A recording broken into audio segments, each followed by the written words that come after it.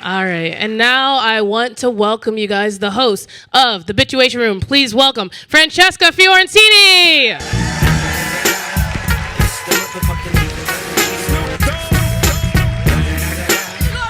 Everybody, let her hear it. Hey, I want to move this. Welcome to the show. Hell yeah, a few stragglers. Feel free to move up. There's you guys have the whole front row. You're like, I don't know. We see we have a Left is Best shirt. Who's here? Thank you all for all the fans and stalkers. And who's here to stalk me tonight? Who's here to stalk Emma Vigeland tonight? It's not fair. I would really like more stalkers than Emma. It's my goddamn show. Everybody, here we go. Everyone, so here's all the seat warmers. Come in. Let's get all cozy and tight. It's going to be such a good show. Obviously, did the Niners just pulled through? What the fuck? Holy shit. Woo! I know this is a very NFL crowd. I usually bring a lot of sports ball fans out. Emma Vigeland does, in fact. She does have a show. Anyway, let's actually bring her the fuck out here, guys. Before we get started, I just want to say thank you for being here. That's all I have to say. I'm really fucking excited. Are you guys ready to laugh about the news? Yeah! Anyone want to talk about the news? Hell yeah! We're going to talk about international crimes. It's going to be great. We're going to talk about genocide and not cry about it. It's going to be good. All right, let's bring her out. She is the co-host of The Majority Report, and she's also the host of ESVN. I don't know. I want to say it's a feminist sports show. I don't know. But please put your hands together for Emma Vigeland! Woo! Wherever you are. Emma, I heard that when you landed at SFO, you immediately went to a dispensary. All right, calling me out. Yeah. I heard in a private text message you sent me. that I sent her you individually. I mean, you want to give out my address too? Or No, I do. That's later. They have to pay extra for that. Yeah. But what is your blend? Are you sativa, indica, a little bit of both? I'm not really a sativa person, so I'll do hybrid or indica. Right? Okay, yeah. Because I can't smoke during the day. I'm not that legit, so I've got to do that at night. Yeah. Indica, you're like, am I breathing? I forget. There's that. Exactly. Okay. All right, that's good. We'll get to know you more later. We'll not. We're just going to talk about the news. No, it'll be great. And next, anyone here to stalk a Miles Gray? Anybody? Give it up for Miles Gray. What the fuck? Give it up. I'm going to bring him out. You can pretend. He is the co-host. Of the award-winning podcast. Go back. Nobody was stalking me, so I figured nobody. I know. He is the co-host of the Daily Zeitgeist, and Jack and Miles got mad boost. He's also a sports fan. Please make it so loud for Miles Gray! There he is. Thank you so much. Thank you for being so honest. What he said, anybody stalking him ever said, who the fuck is that? I promise you, I will not make you laugh. So there is that, at least in store. That's bullshit. Miles, you were backstage talking shit about other parents in your daycare. Yeah. So you want to elaborate? I have a son who's about to be 1 year old, and we just started daycare. And I used to be a very petty person, and I thought I grew out of that until I started comparing my son to other babies and shit. And other people were like, yeah, so Claude is he could say the word block back to us. And he'll be like, they're like, Claude, say block. He'll be like, cock. And I'm like, this motherfucker ain't saying block. This is all a lie. And I feel it's just interesting how insecure I've become by watching a child walk in front of my child who's not even real. I'll be like, who the fuck do you think you are?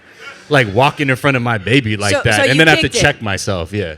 You kicked it after that. No, I tied their shoes. I tied their shoelaces together, and I said, "Hold that shit next time." Miles is a father, everybody. Yeah. Give it up.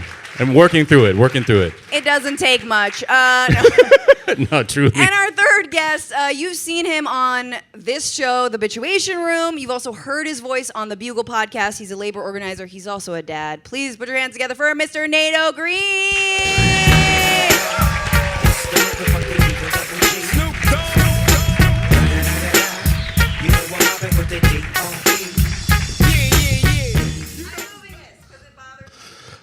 I was just going to say, while we wait for Francesca to get her shit organized, I don't care about sports at all.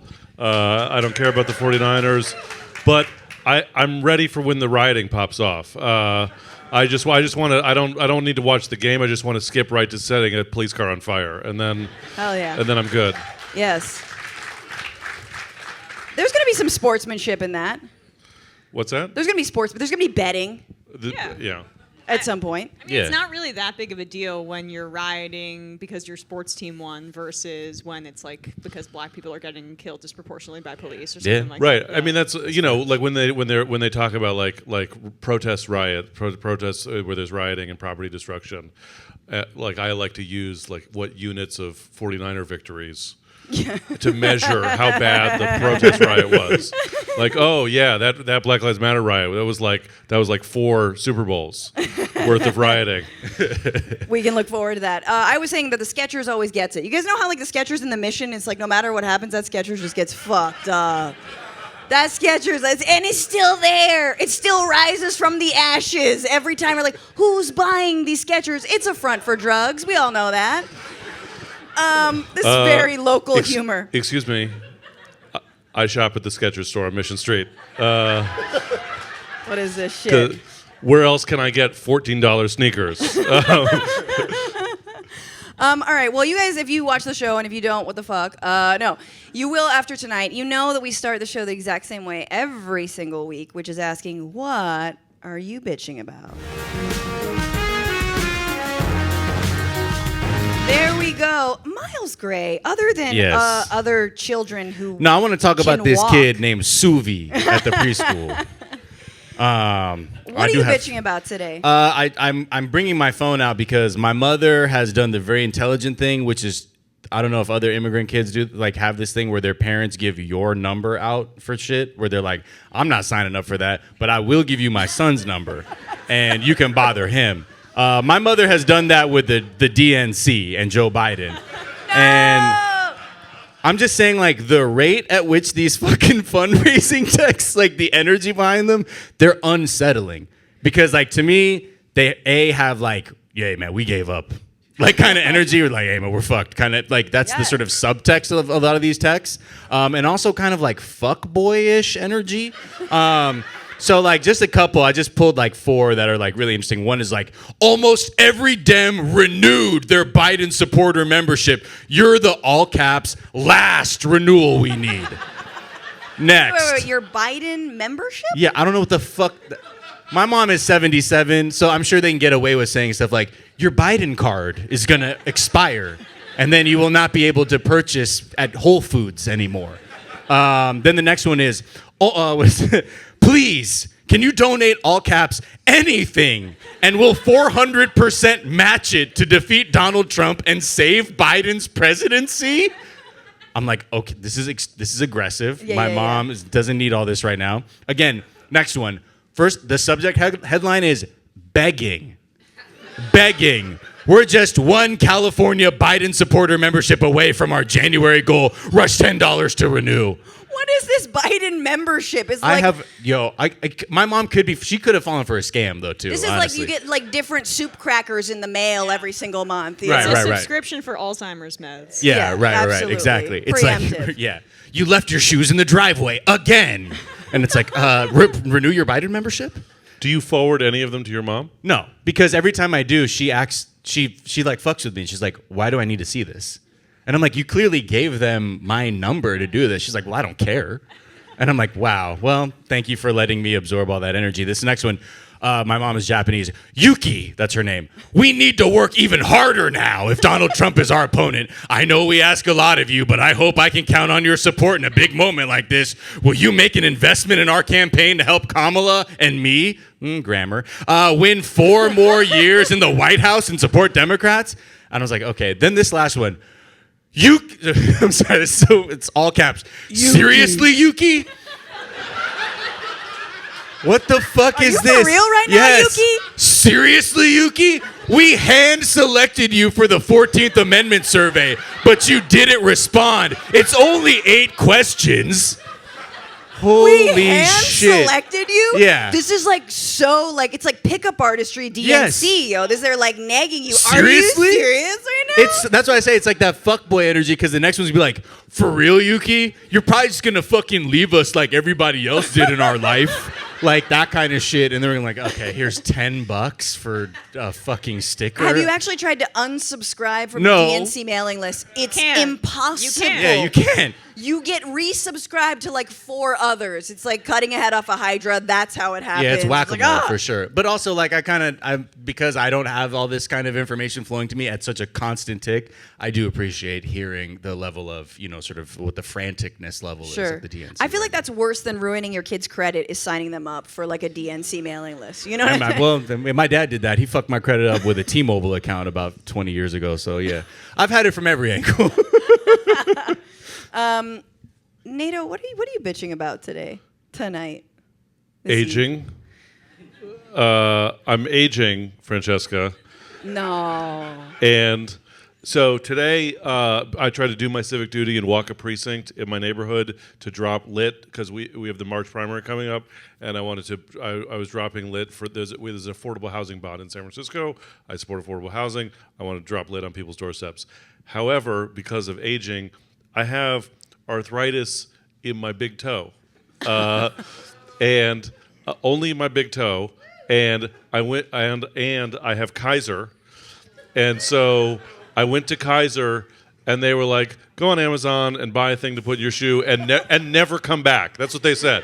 I was like, "Do you have any follow up for this?" They were like, "Nope, you're on your own. It's Kaiser. Thank you." So We can only park this van here for 2 hours before we have to move it. So I just like I like limped my way through dropping lit, and because when you do go door to door in San Francisco, everybody, like, even in a flat neighborhood, there's still like 6 steps to get to the front door to put the thing on the front door. So I did one precinct, but I checked my thing. I had walked 3.5 miles. And so I'm in incredible pain all day in my foot. And so I have this dilemma of like, do I just stop precinct walking? Like, I don't want to succumb to the forces of aging. Do you know what I mean? I don't want to give up and just accept that now I'm decrepit and I can't walk like that anymore. But I'm all like, and you're trying to light cop cars on fire during the rev? Like, come on now, you got to work that shit out. I can bring my REI walking stick to light cop cars on fire. You're gonna be during the the old, rioting.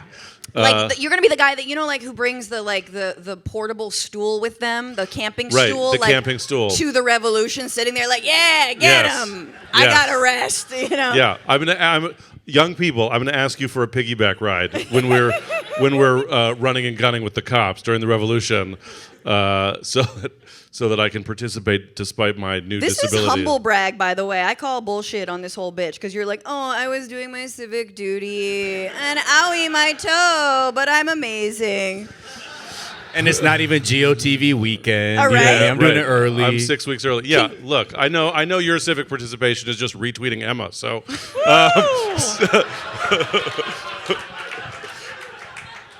I do have an alert on her tweets, okay? Look, I'll take it, folks. I'll take it. Fuck, dude. Hey, Nato, really quickly, what was your mental health care Kaiser story? Oh, yeah. So my mental health care Kaiser story is that you can't get it. I called Kaiser because to ask for therapy, and they were like, "Are you suicidal? No. Are you addicted to anything? No. Are you a danger to yourself or others? No." And they're like, well, "Then why are you calling us?"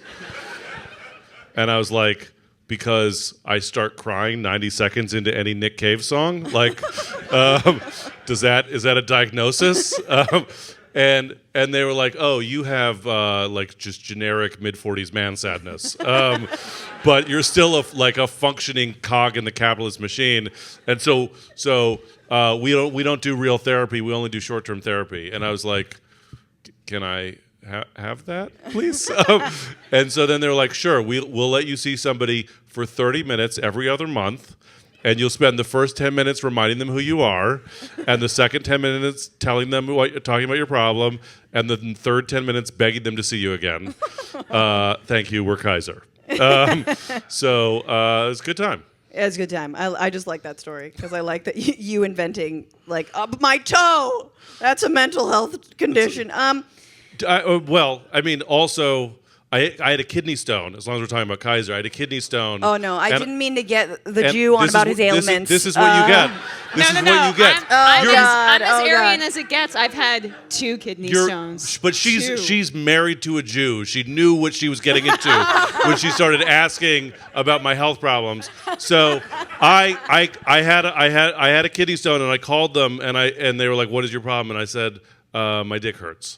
And they said, "You can. Do you want a video appointment?" And I said, "Who's paying who?" So then they were like, "Well, we'll see you in a week and a half." And I was like, "Did you hear the part where I said my dick hurts?" And so then I went to the emergency room, but because I'm also a union guy and I had a union sweatshirt on, I went to the emergency room and the nurse was like, "What's your problem?" And then they saw my union sweatshirt and they started asking me questions about their pension. And I was like, hold on. No. Did you hear the part about where my dick hurts? Like, can we... Yeah, more on that later. Yeah, like, I'll get back to you about your pension. Yeah. I like how you're just like, trow is dropped and they're still like, yeah, but about that pension. You're like, I know it's not much, but... Emma Vigeland over here. No, I mean, can we keep on the fact that you almost did chat roulette just for your insurer to pay for your kidney stone situation? Yeah. I mean, I was just on OnlyFans being like, does anyone know what this is? Yeah. All right, sorry, Fran. Go Emma, on. what are you bitching about today? I mean, look, I'm not a comic like these 3 up here, so I've got a visual prop / auditory sensual experience, folks. Let's listen to this bitch. I can say that because I'm a bitch too. But this is the representative of this much of this great city. Yes. Here. Pipe down now. She's speaking about you all. So, folks, this is what I don't know. How many of the people in the crowd here are pro-Palestine?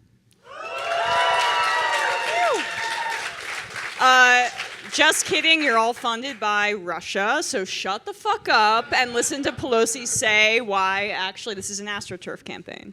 But for them to call for a ceasefire is Mr. Putin's message. Mr. Putin's message. Make no mistake, this is directly connected to what he would like to see. Same thing with Ukraine. It's about Putin's message. I think some of these protesters are spontaneous and organic and sincere. Some, I think, are connected to Russia. And I say that having looked at this for a long time now. So, Ryan Grimm spoke to AOC at one point, and she spoke about how she and Pelosi have had some skirmishes where Nancy Pelosi tried to lecture her about being an activist. And AOC said, well, at least my protest signs are not collecting dust. Now, I don't, you can have, there are some issues, I would say, with if you want to criticize AOC as being a representative of the left. But this is a great example of somebody who is only talking to rich people. Because if you actually feel confident in saying this on cable news, that pro-Palestine demonstrators are being funded by Russia, how many times do you think she said this in private? In conversations with friends, in conversations with other Democrats. Yes. I mean, this is the level of derangement that we are up against as the left begins to organize around saying that we will not stand for genocide being funded with our tax dollars. Yeah. It is apparently a Russian operation. I don't know. That's news to me. I haven't gotten any of that Kremlin cash. Well, you haven't seen them, Emma, as I have. They're outside of my door. They're there. And yes, sure, the man who got through to my husband, I think he was also for ceasefire, probably. But you don't know what it's like to live in Pack Heights. It's very dangerous up there. Very dangerous. This is so wild. Like the Mr. Putin's message, like it just crushes me. Like, bitch, you're full of shit. You know that the aggressor in this instance is Israel. Everyone fucking knows it's the aggressor. And it's not even pro-Palestine. She's not saying that. This is people who are calling for ceasefire, which are everyone, like, it doesn't even matter. People wouldn't even identify with necessarily as pro-Palestine. They're just against fucking genocide. Is like, well, so, yeah, and to be pro-Palestine, I'll borrow from Greta Thunberg, who said this the other day.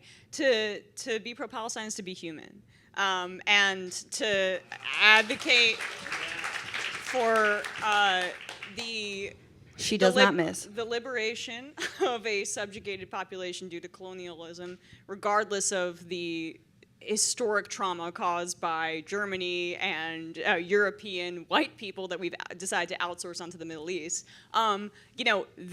Regardless of that and all of that, learning from that and being a actual citizen of the world and deciding we're going to improve the way that we decided to structure our world and our society is to stand with Palestine in this instance. So I don't have a ton of jokes about this except to say that this lady I don't know. The historic trauma was pretty funny.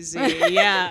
Well, this is a perfect thing to bitch about. Like, truly 12 days, 13 days of this war, of this assault. I'm bitching about something similar, another centrist that we all know and love to hate, who does not miss when it comes to the cringiest tweets, which I truly think that, like, she has no writers. No one tells her to do this stuff. She's just like, she's told by her advisors or Chelsea, Mom, social media is just tweeting from your heart. Just, like, tweet what you think. And she's just like, oh, heart. What is heart? Okay, here's my tweet about the Oscars. Greta and Margot. While it can sting to win the box office but not take home the gold, your millions of fans love you. You're both so much more than enough. Hashtag Hillary Barbie. Now, this, of course, is in response to the fact that neither Greta Gerwig nor Margot Robbie were nominated for Best Director or Best Actress for the Barbie film. And look, I'll just put it out there. I really fucking liked the Barbie movie, all right? Fun. I expected to hate it. I was ooh, and every time I was like, ooh, I'm about to hate this. Yes, I'm about to hate it. It was good. And it was very upsetting to me that every time I wanted to hate it, the writing was actually really solid and it was fucking funny. And then Hillary comes along to ruin everything that you liked about anything. Just like, there was someone out there who really liked playing Pokemon Go, and then Pokemon Go to the polls, and they were like, oh man, I don't even want to find Pikachu. Like, that's how that worked.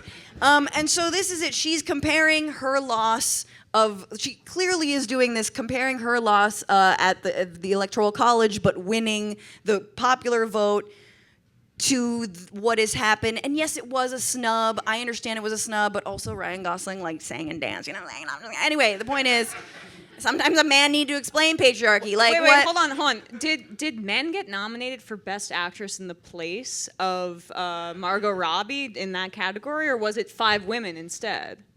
Yeah, it was 5 women, but they were progressives. They believe in Medicare for all, so they don't count. Oh, okay. Forgot about that. Yeah.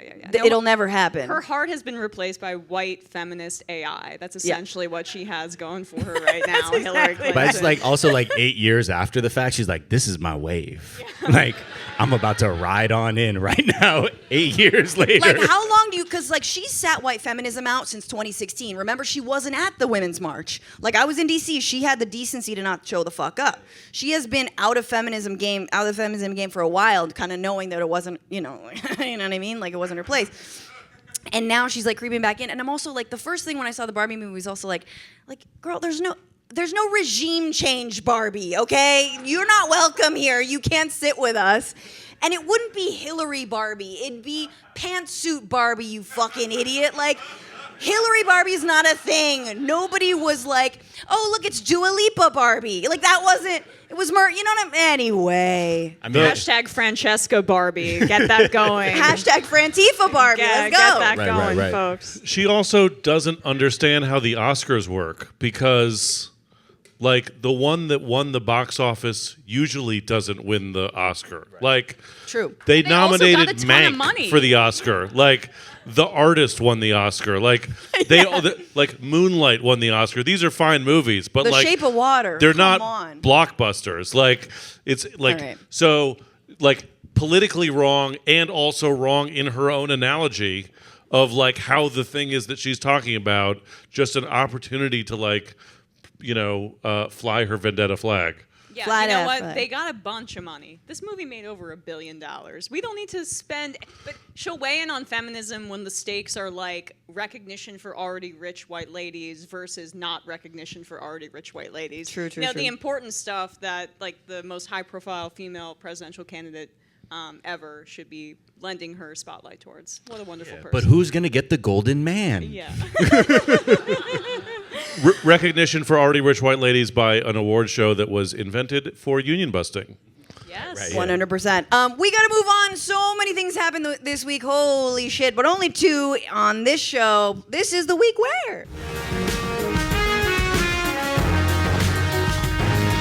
Okay, so there's so much Gaza news, obviously, but this was the week where 17 judges from the ICJ, the International Court of Justice, rejected Israel's claims that South Africa had no right to bring charges of genocide against it and ruled that Israel must take provisional measures to stop any acts that might violate the genocide conventions, or else they will sigh loudly. There is a... What did the judges say exactly? So let's take a look at it from this handy Instagram graphic. Paige, you see that? Is it not there?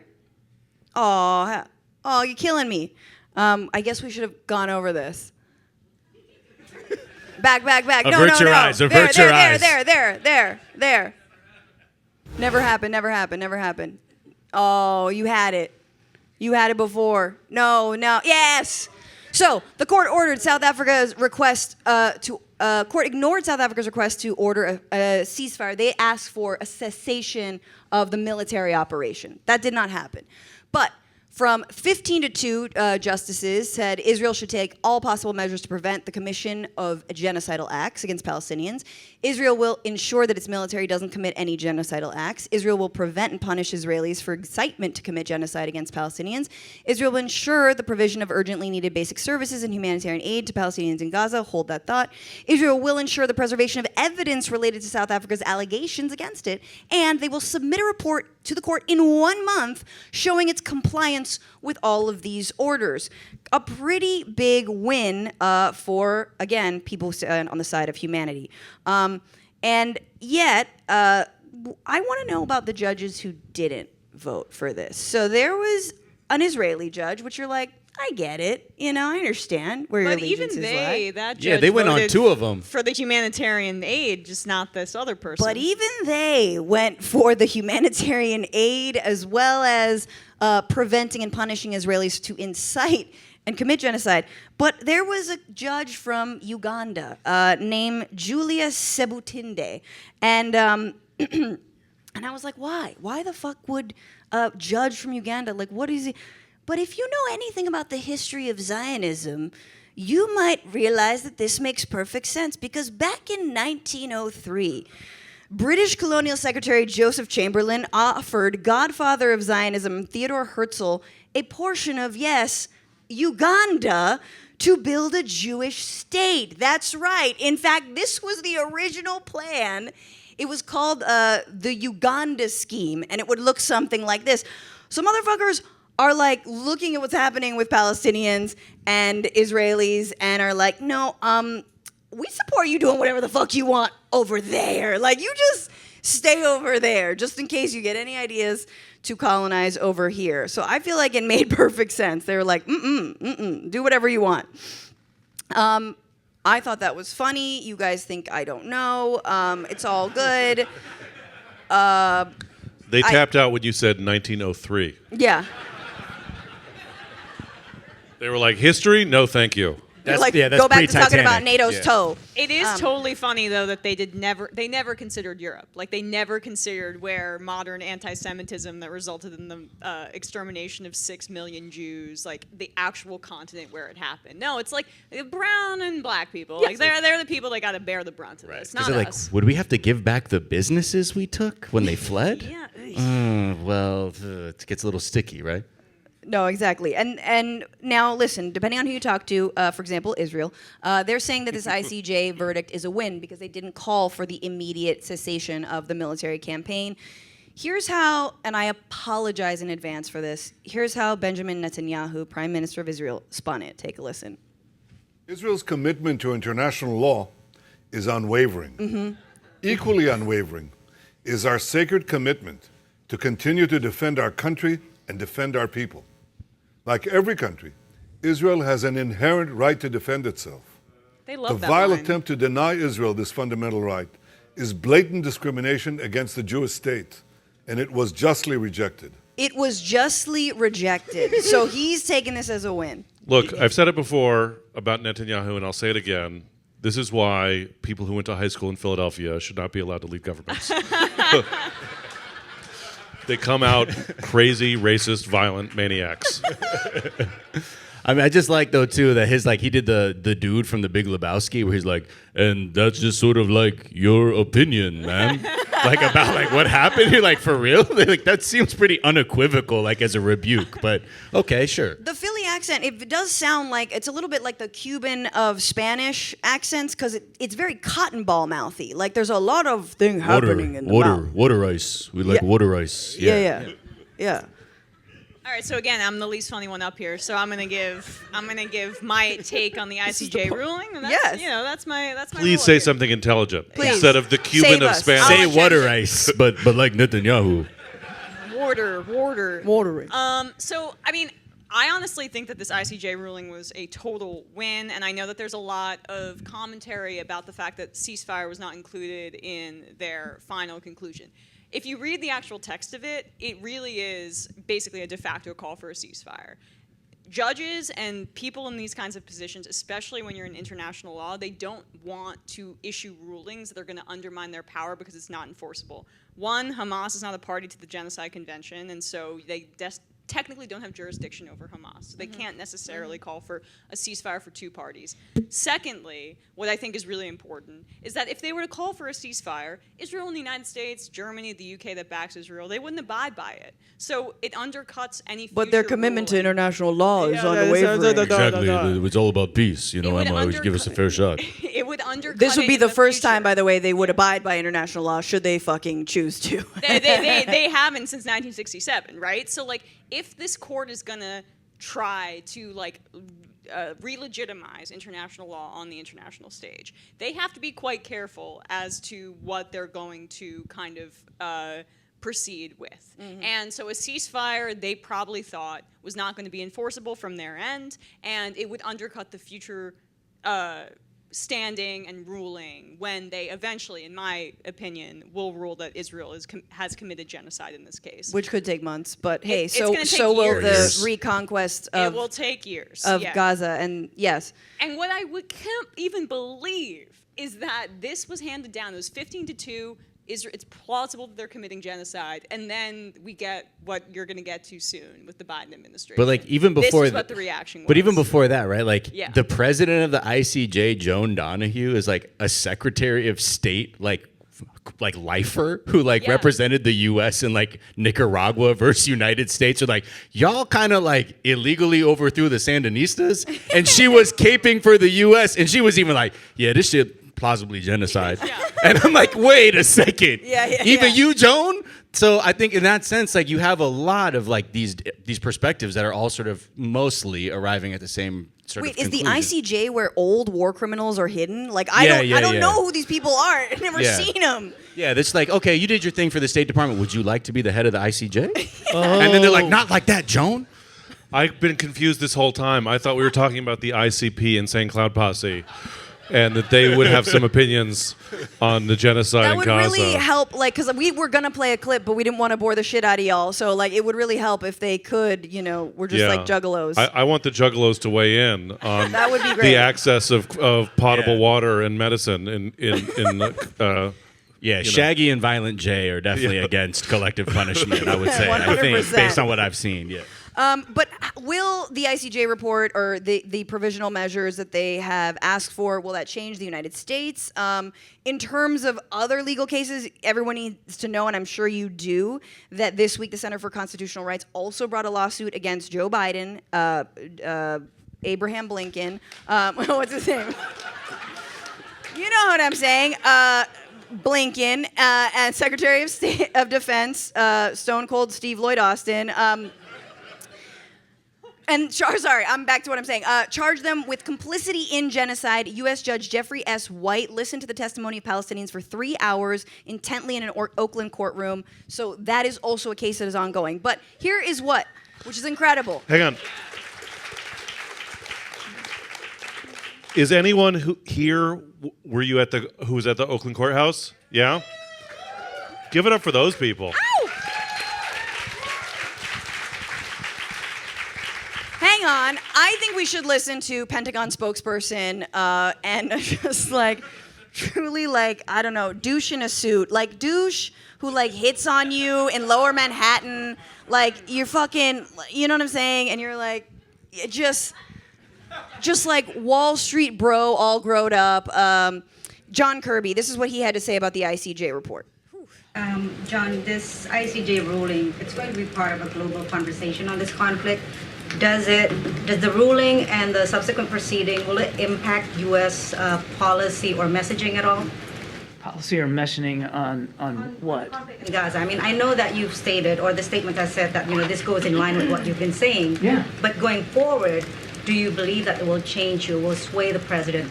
It's hard. It's hard to see that. I mean, I think we'll have to watch. This is obviously just a provisional order by the court. We'll have to watch how the process plays out. But it's difficult to see that it alone is going to change the approach. As I said, the president believes the approach we have been taking has been getting results, and we're going to keep at that. Results for sure.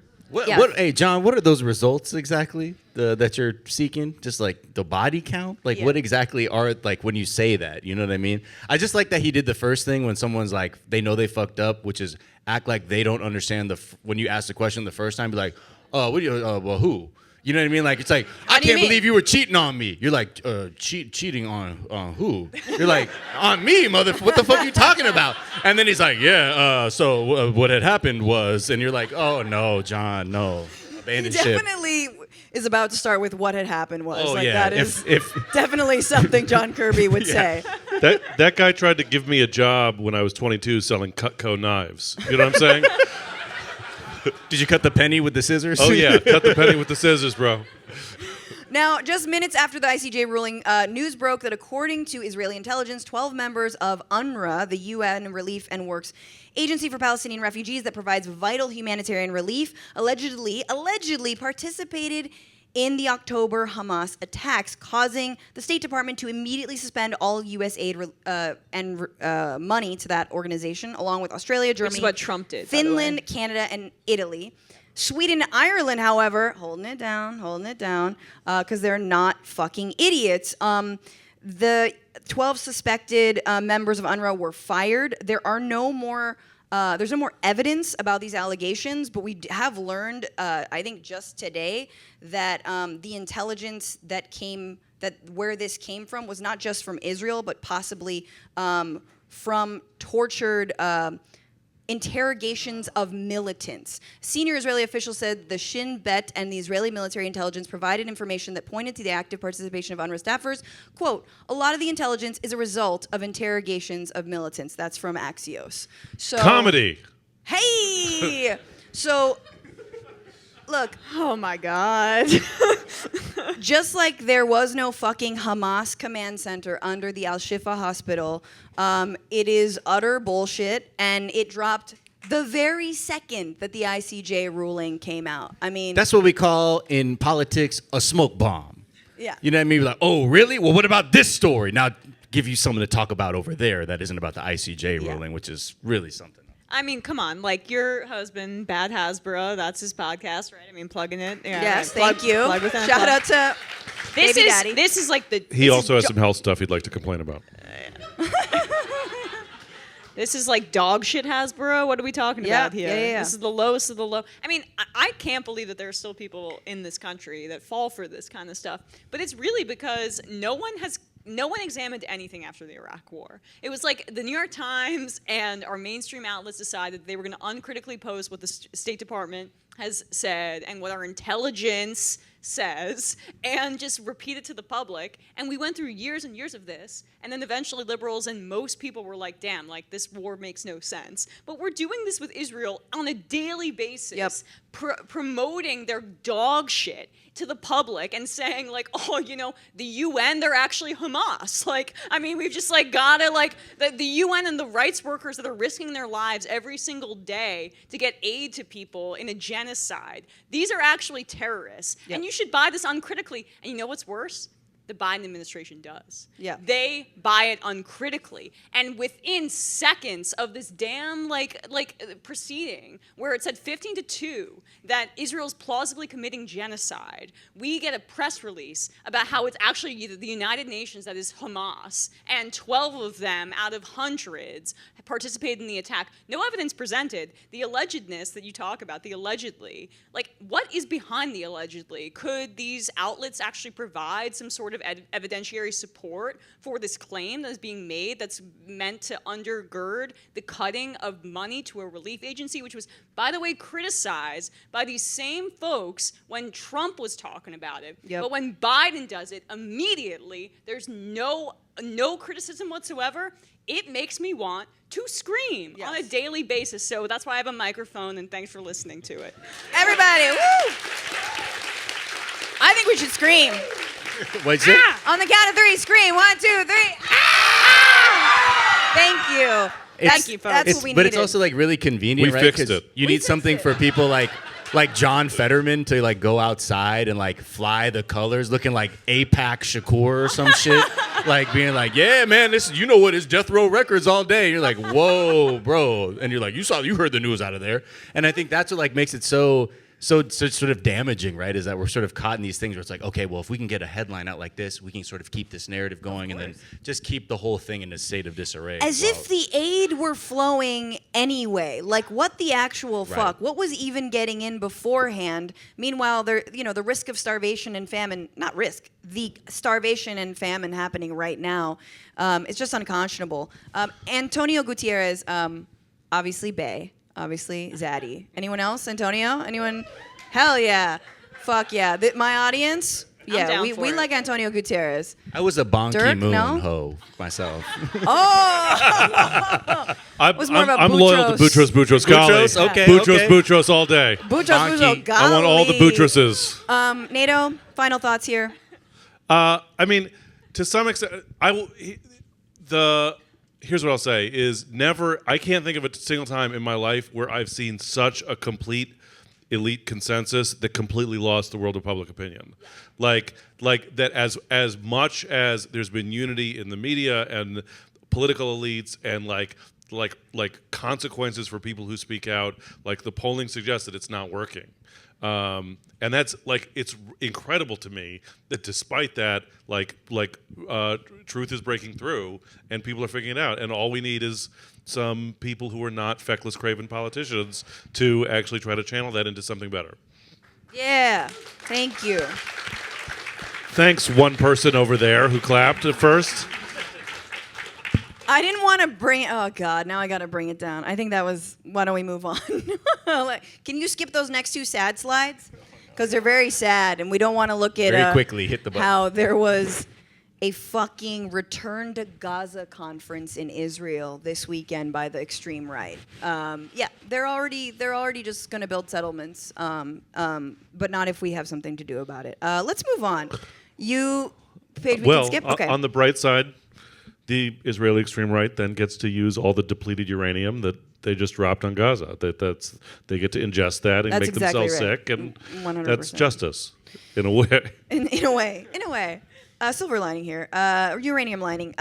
this was the week where, but it hasn't really, actually not the week, but in the past several months, maybe years, who knows, but the Heritage Foundation and a bunch of thirsty conservative nobodies have created what is called Project 2025, an Ayn Rand cosplay group that writes authoritarian fan fiction.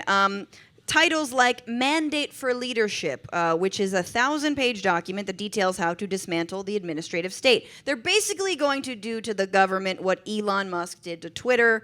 So if Trump wins, expect both fascism and lots of DraftKings ads. So they want to get rid of people who they say hampered the former Trump administration, like Attorney General Sally Yates, who alerted us to the fact that Michael Flynn was being bought by foreign agents, or is a foreign agent. Alexander Vindman of the NSC, who alerted us that Trump was trying to strong-arm the president of Ukraine and blackmail him. Or Dr. Fauci, who alerted us to the fact that Trump's a fucking moron. Useless bureaucrats, I guess. In place of those folks, however, don't worry. They're looking to pad out Trump's second administration with you. That's right. They want you. No, they don't want people in this room. They want smooth-brained idiots. They want just sort of like QAnon PTA moms. And they've been traveling around the country, this is real, recruiting members to be in his next cabinet. And they're conducting trainings. Take a look. On January 20th, when the president puts his hand on the Bible, everything changes. Our goal is to ensure that the conservative administration that takes office in January of 2025 is ready on day one. The next conservative president will only be able to do so with your help. I'm the president of the Conservative Partnership Institute. Vice President of Hillsdale College. The head of the Office of Justice Programs. Assistant Secretary for Public Affairs. Senior Advisor to the President. Assistant Press Secretary. Wait, can you You're here to cut government. You're here to do something that's not in their interest. Who was that cardinal with the big-ass chain? You want to be someone who knows answers. What's he doing? As a public servant, we're working on behalf of the American people, the greatest country on the planet. It's your job to ensure that that power is executed responsibly and in line with the president's will. Yes. This is your chance to truly make a difference. I get to see him again, I'm sure. We're glad you're joining us. Yes. I mean, I came. Did you guys? Anybody?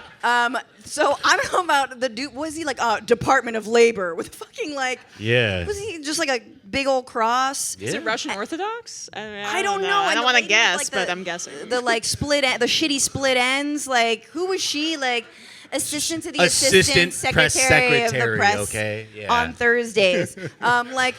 Who? Okay. When Kaylee was out at lunch. It'd be a real shame if everybody in this room applied gunked it to up. work in the Trump administration.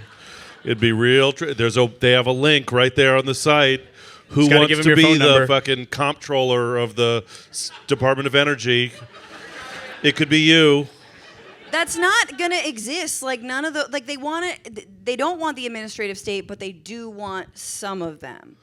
Like no. New What they want podcasts? is they want those people to get jobs and then not do anything. Right. They don't want they want them to be in the agencies and then not accomplishing anything. Right. I think I believe in you. Congress is already crushing it for them. I just want to know what kinds of classes they're teaching. Miles, any idea? A master class in government? Wow, way to put me on the spot. I mean, I probably ignoring any sense of humanity within yourself the entire time and convincing yourself daily that like I'm saving the country on some level. But like I think what's scary is like they're looking for people who are aspiring to be Stephen Miller's underling.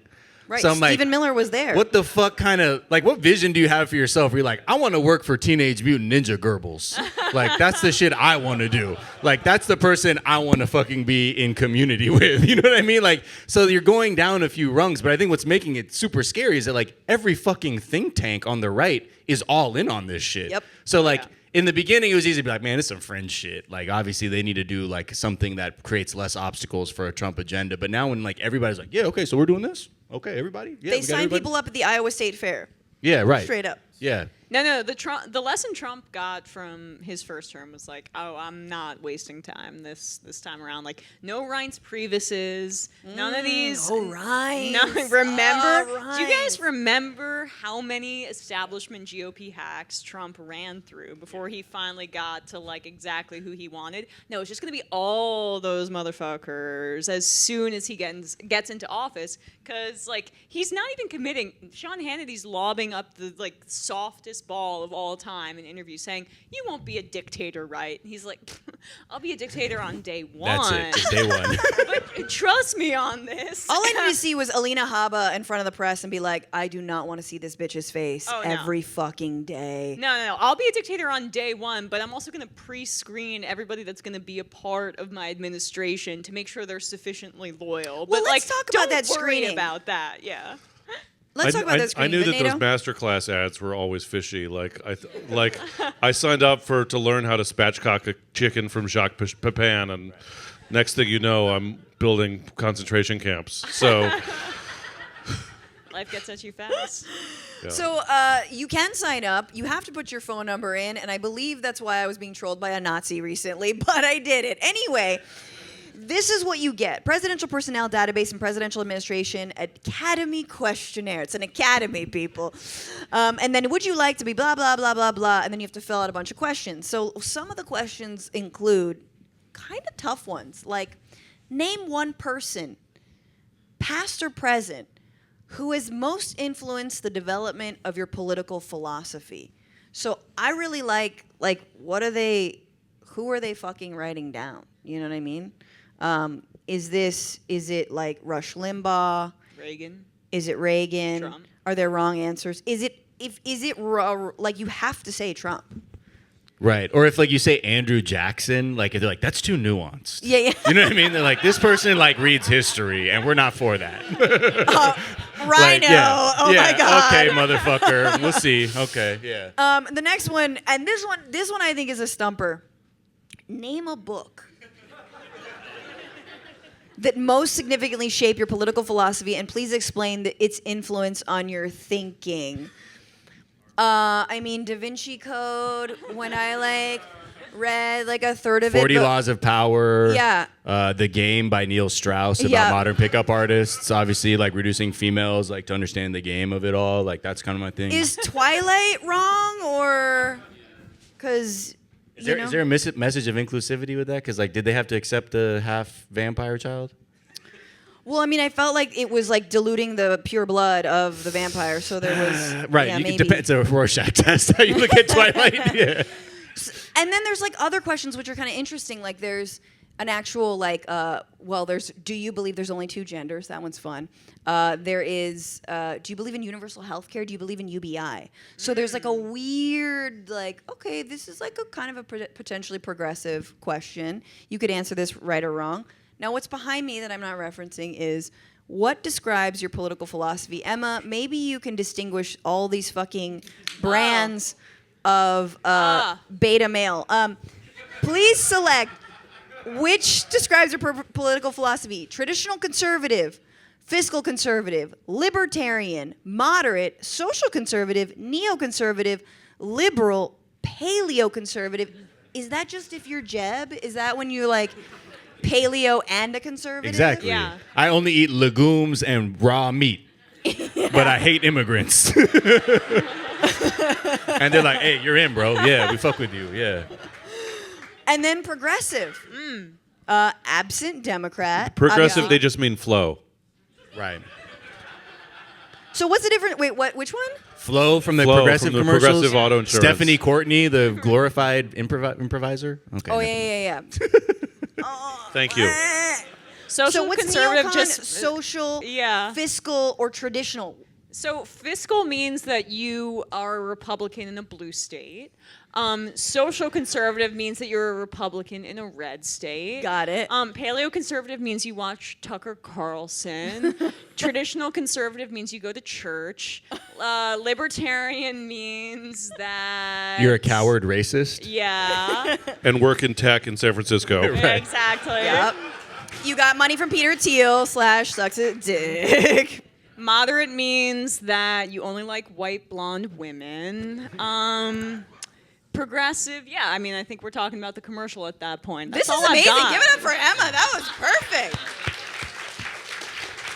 I just blurred them all together, but I really like the way you sussed them out here. I tried my best. So are you saying that you want to get back to the good Republicans, that they're out there? We just gotta Republican whisper to them. Non-MAGA, right? Yeah, the non-MAGA Republicans.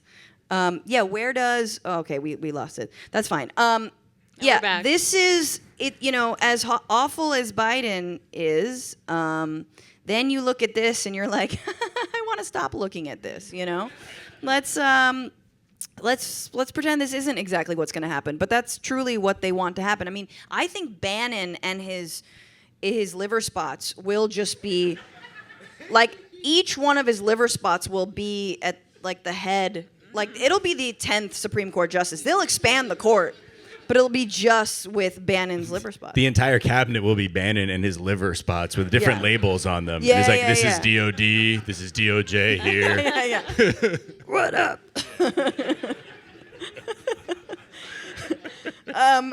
It's fucking frightening. Like, here's the thing. That's what I feel about QAnon. I'm like, at least they believe in something. You know what I'm saying? It's crazy, it's wrong, it's scary, but like, we're not doing this. At least Michael Jackson was playing drums in the Rolling Stones with QAnon and like the shit they were saying in like Dallas, where they're like, I was there. Yeah. And Prince was on keyboards, even though he's a guitar player. I'm like, what the fuck? Like, you don't have your instruments right. Is that but I before or fuck after with they it. drank the jungle juice under the bridge, where like a dude That with was right before, because that's when it got shaky. That's when they were still like JFK Jr. about to Where appear. is he? Yeah, they're like, just he wait. was supposed to show up. You're gonna have egg on your face when he pulls up with Michael Jackson playing drums.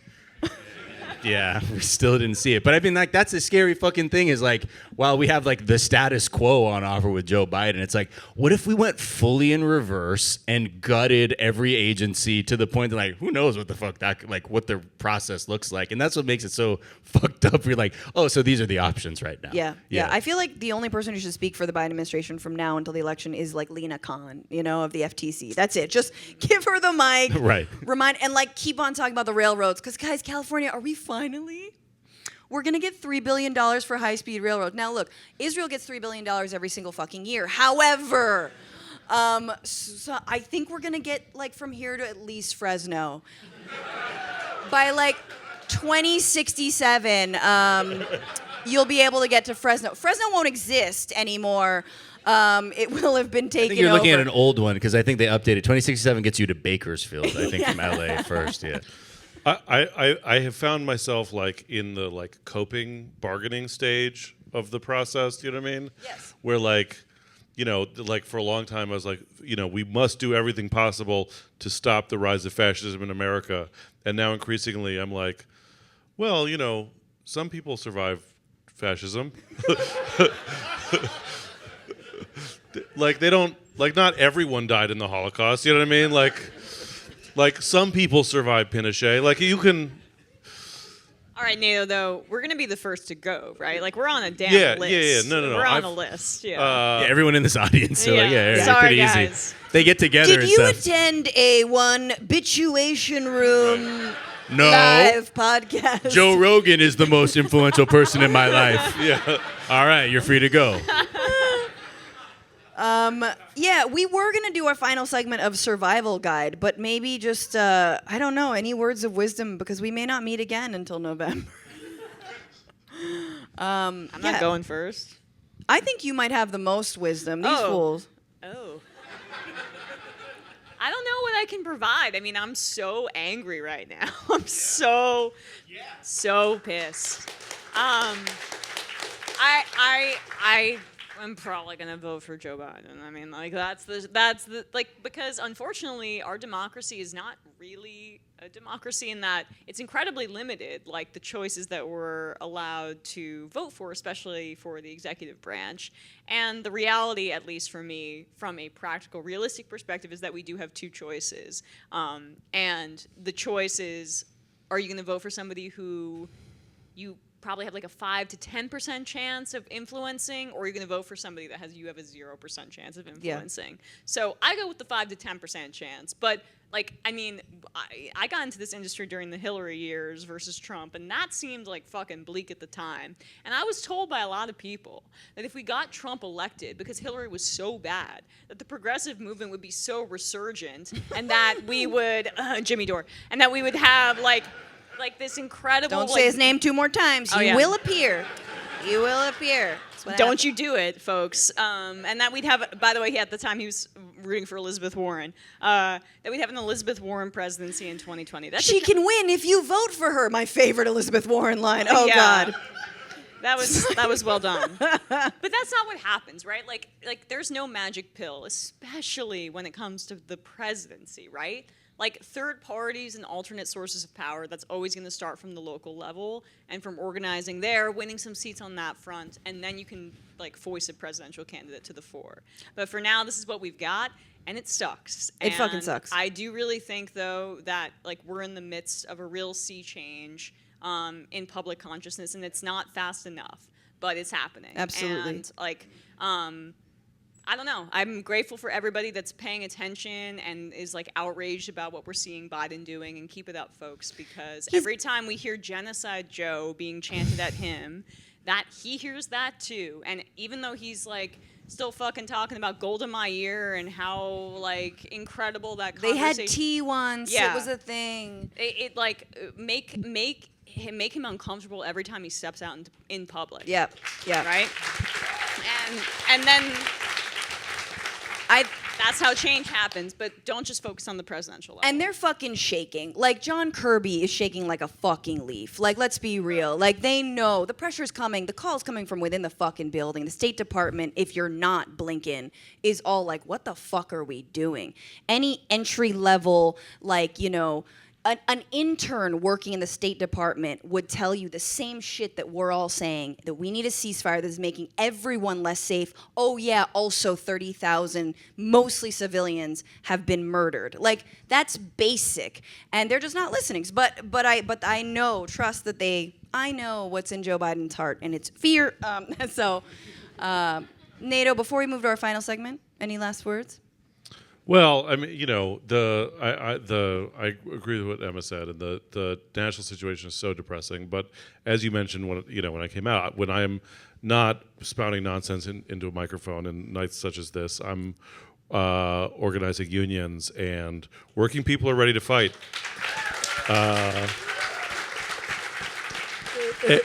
Like everywhere I go, people are more strike ready than they've ever been, and I cannot overstate how powerful it is to be with working people in struggle, and so that's like, to me, that's the most hopeful thing happening. And I think you saw with UAW, right, with Sean Fain and the UAW, like holding out their Biden support, you know, and not making sure that even though he walked the picket line, it was like he had to walk a goddamn picket line. You know, he really had to do some shit. You're never gonna see, like, obviously, he had to put one foot in front of the other, and they gave him only a few, you know, like little horse pick-me-ups or whatever they give.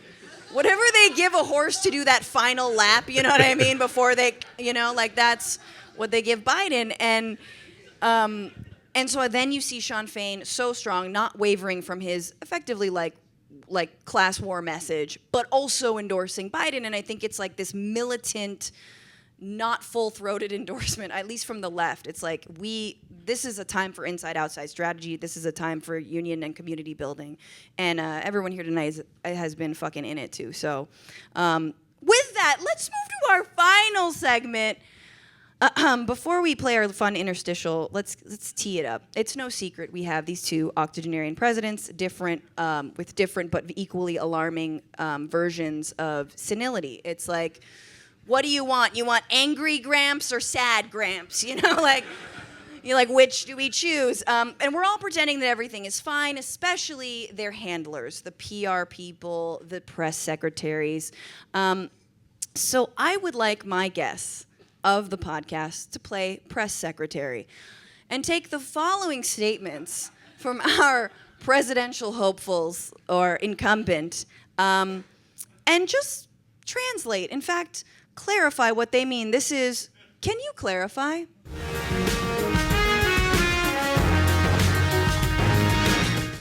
My first one wants to go first. First one is for everyone can chime in if someone's struggling, help a fellow press secretary out. Miles, this one is for you. Sure, This is President Biden speaking about defending the right to choose, which is very important. Obviously, it overrides every other issue that's happening right now. So don't even question why he's saying this. And if you do, you want Trump to win. Okay, but go ahead. Can you clarify what the president said when he said this? Yeah. Don't mess with the women in America unless you want to get the benefit. Just one more time. Can we run that back? I just wanted to make sure I'm listening to the same quote. Don't mess with the women in America unless you want to get the benefit. Yeah. Now, Powerful. Miles, I thought there was he said the word benefit unless you want the benefit. Can you clarify what the president meant? Yeah, easily. So right now we're seeing a huge drop in support with younger voters, especially African American voters. And we just basically decided that we had to deploy a rapid response program to speak to a lot of the youth, especially with the AAVE literate crew. And so what we did is we deployed Joe Biden to a mumble rap sort of thing, where he is now sort of, don't mess with the women, that's him and the him and the him and the hate. It's him and the him and the him and the mess with the women, that's him and the hate. And so what that is doing, we're actually realizing that is testing really well in terms of being able to sort of solidify that core group of support that we need. Great. So what he was doing, and I know this is all bad faith on your part, but he was clearly saying, don't mess with the women unless you want Biden to be swimming in them votes. And that's what he said, and that's what I believe he did say. And I believe the president said that actually very clearly. And I think if you don't agree, then you obviously want Trump to win. No, I apologize. Bars. Point taken. Yeah. Any other brain busters? See, as a Gen Xer, I just thought he was dipping into Missy Elliott and it's your no. That was a tribute to Migos. Yeah. That's for the younger Maybe some group. Kid Rock, Bow It to Baba. I hear he and Kamala are big on the TikTok. Absolutely. They've told me so I believe that. Communists. Nato Green, what did the former president mean when he seemed to not remember how many world wars there have been? Never reports the crowds, By the way, they never report the crowd on January. Stop it really quick. What did the president mean when he seemed to misremember who was in charge on January 6th? Never reports the crowds, By the way, they never report the crowd on January 6th. Nikki Haley. Did you know they destroyed all of the information, all of the evidence, everything? Deleted and destroyed all of it. All of it. Because of lots of things. Like Nikki Haley is in charge of security. We offered her 10,000 people. Now, Nikki Haley was in fact not in charge of security on January 6th. And I believe the crowd size that he is disappointed is being miscounted wasn't that during his inauguration? So, Nato McEnany, what did the former president mean by this? Yeah, what he means to say is that he's trying to bring back slavery, and has great faith in Nikki Haley's ability to move 10,000 slaves through the White House to help out with his various rioting and. That makes sense. Yeah. Oh, okay, that's great. I'll write that. You're welcome. I'll write that down. Did you hear how they actually tried to spin that on Newsmax? No. They were like, this is not a joke, but basically he was saying, well, here's the thing. Obviously, the president is drawing attention to a very, very significant piece of information that people aren't considering. If he had said Nancy Pelosi, people wouldn't know because people already understood that Nancy Pelosi was connected to January 6th and was in charge. But by saying Nikki Haley, now people are taking that mistake and correcting it by saying, no, it's Nancy Pelosi that was actually doing that. And he has now injected Nancy Pelosi's name into the takeosphere. So you're saying this bit has already been done Quite in this literally. fucking Yes. hell world we live in of and media. It was wild. He said this with the straightest face. He was like, and now, it's unbelievable the president said this because now everyone is now reminding each other that Nancy Pelosi was in fact in charge. So he's secretly saying Nikki Haley so that people will, like Pavlovian reaction, think of Nancy Pelosi. Yeah. Welcome to the fifth dimension, motherfucker. Yeah.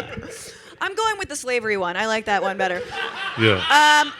All right, Emma Vigeland. Yeah. This one is maybe a gem you haven't seen, but look, he gets it out. But I did have a question. I wanted you to clarify what the president meant when he said this sort of like jovial anecdote. I tell every young man that's telling me I'm thinking of getting married or somebody, I said, look, you have any advice? They said, yeah, pick a family with 5 sisters or more. And they look at me, what the hell's that all about? I said, it's really simple. That way, one of them always loves you, not the same one. You always have somebody on your side. Ow. Has Joe Biden fucked all of Jill's sisters?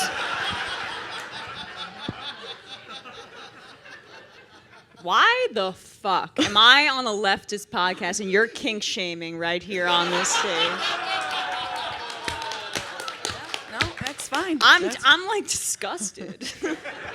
It's true. It's true. So, It is. It's not woke. I understand that. I understand the like. Yeah.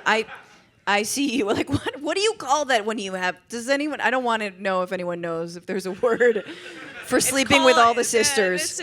This is a storyline on Friends. Yeah, I mean, yeah. It's called Mormonism. Mormonism. Thank Big you, Friends. love. Thank you, Friends. Polyamory. Yeah, the Yaya sisterhood. Yeah.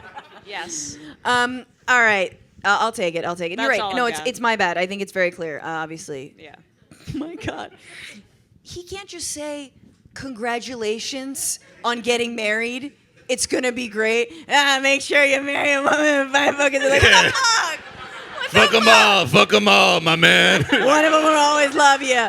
Well, also, like, what are you doing that you're pissing off 4 sisters at a time? Like, what kind of shitty husband are you that you need not 2, not 3, not 4 sisters. You need 5 sisters because of what an asshole you are as a husband. That's true. All right, Miles, back to you. Get ready. Okay, what did the former president mean when he said this about the threat of Joe Biden? We have a man who is totally corrupt and the worst president in the history of our country, who is cognitively impaired, in no condition to lead, and is now in charge of dealing with Russia and possible nuclear war. Just think of it. We would be in World War II very quickly. Mm-hmm. Now, we've been in World War II before, and the former president knows this, right? Right. Yeah. But what he's doing is he's painting a portrait of an alternate universe in which there were nuclear weapons at the onset of World War II. And then what would we do with them? This motherfucker's just senile. I'm sorry on this one.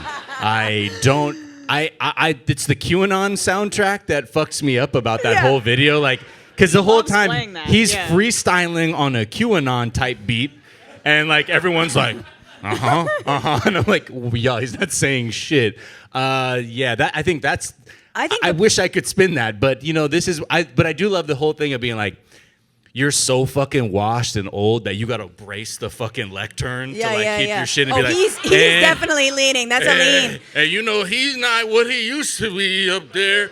I think to me that shows a vulnerability. Yeah. And I think that's what he's actually trying to do is let everybody know that he's open to letting people see that sort of more fucked up senile side of him. Absolutely. I don't know. I think he's holding his shoulder like Mel Gibson in Lethal Weapon, about to pop his shoulder out.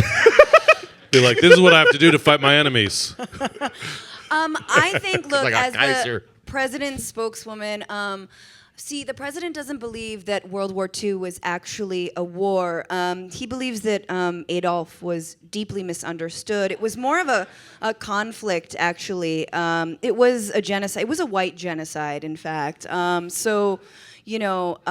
Anyway, any questions? Okay. Like, that's straight up what he thinks. He doesn't necessarily think World War II was a war because, the Nazis were the ones who lost. They're supposed to be the good guys. All right. They were just trying to resettle. Absolutely. They were trying to reconquest. Resettling them. Nato Green. It's called Laban's realm, okay? Wait, did you get a Biden? You got a Biden. Nato Green, the president, was recently at a brewery, and he said this just incredibly moving statement, and I wondered if you could clarify what he meant by it. The beer brewed here, it is used to make the brew beer in this refiner. Oh, Earth Rider, thanks for the Great Lakes. Can we just listen to that one more time, Paige? The beer brewed here, it is used to make the brew beer in this refiner. Oh, Earth Rider, thanks for the Great Lakes. I think there was a Great Lake in there somewhere. The greatest lake. Look, when you're right, you're right. You brew the beer to brew the beer. That's what the man said. What's the fucking problem? It was near a Great Lake. In some distance from a Great Lake, there was beer brewing in a brewery to brew the beer. It was like he was demonstrating that his lack of cognitive impairment. Right after this, he sold some seashells by the seashore.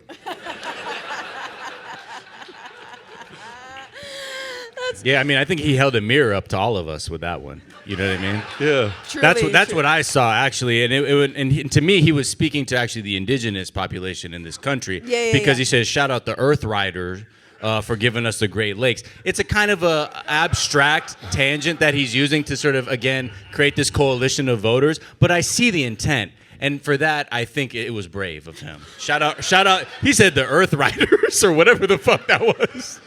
I think my favorite part is that about 2 seconds in, he knows he's misspoke, but it's like he's like sliding on a skate in like a child's messy room, and he can't get off of it. It's like like he just keeps going down. Yeah, he did like the 15-second version of when Travolta said Adele Dazeem on the teleprompter when he's like, "Fuck it, I'm in too deep, man." And the fucking brewery and the Earth Riders, the Great Lakes, y'all. I'm out of here. Oh fuck. I think he was talking to Claude in your child's preschool. Yeah, right. All right, and finally, Emma Vigeland, what did the former president mean? He clearly was explaining a very difficult job. I love when he uses his hands to gesture and talk. There was a lot of, sound effects. I don't know if there were words, but who was he referring to in this clip? These are not muscle guys here, they're muscle guys up here, right? And they calmly walk to a seat. Ding, ding, ding, ding, ding, ding. They've only got 17 seconds to figure this whole thing out, right? Boom. Okay. Missile launch. Pshing, boom. It's the most Now, when he's, what are those 17 seconds? That's what I was curious about. What are the 17 seconds? Can we play this one more time? I think we need to. I think we need to. These are not muscle guys here, they're muscle guys up here, right?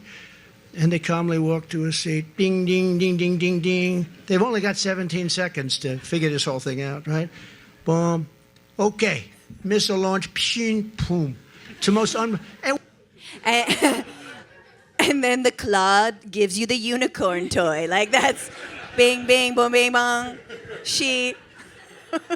I gotta say, she is my favorite thing Trump is doing lately. His sound for missile is she, and that's really what a missile does. She. Yeah. She. Yeah. I mean, I like how he likes to use bing bong or bing bing bing. Yeah. Usually when he can like vaguely allude to Asian people being involved. My guess is like anything science related, he goes to bing bong or something. He did say like she. That. Yeah, he did she, bing bong, and she. Yeah. Is this going to be in the next Q drop? Is that part of? I mean, how many bing bing bong bongs, and then like how much jungle juice do we have to drink until JFK comes back? Where we go one, we go all. Indeed, Francesca. I mean, I do think it's true with science. He's like, with all the bing bongs and all Bing, the bing, bing, dings bing. and the she's. I see the genius in this. He's talking about all the steps the Iron Dome has to take to identify a target. The first bing is that a target has been acknowledged or shown up on the radar. Second bing is that it's launched or locked. Third being launched. Fourth being on its way. Fifth being confirmed hit. And then he's like, shh. I saw the genius in everything he said right there. And I just, again, I just feel like you guys really should just have an open mind to his bing, bing, bing, bing, bong, bong. You know? You know, this isn't actually a game. There is no, there wasn't supposed to be a winner, but there is a clear winner. Miles Gray, you've won the fucking game of press secretary. Hire me, Joe Byron. You need to be hired by Joe Biden. Honestly, seriously, if you were, please get hired by them. I would fuck with him so bad. I'm like, yo, bro, go out here and say this shit. This will be fucking tight. Don't worry. And that does it for the Bitchuation podcast live. Everybody get up for Nato Green. He's a comedian. He's got 2 comedy albums. Everybody buy them. Listen to them on Bandcamp. Listen to the Bugle. Miles Gray, everybody. You can listen to Miles Gray every single day on the Daily Zeitgeist. Also, Jack and Miles got Mad Boosties, the NBA podcast. It's so fucking good. And Emma Vigeland. Emma's been holding it down the Majority Report now for what, 2 years you've been there? 3 years, and has been, if you don't listen, if you're not a fan, become one. She's been holding it down on Palestine and has, I think, incredible politics and has been doing such a good job. Give it up for yourself. Give it up for me, Francesca.